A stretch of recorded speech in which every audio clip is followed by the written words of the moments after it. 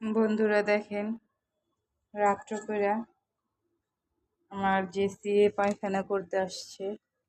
দেখেন কিরকম করে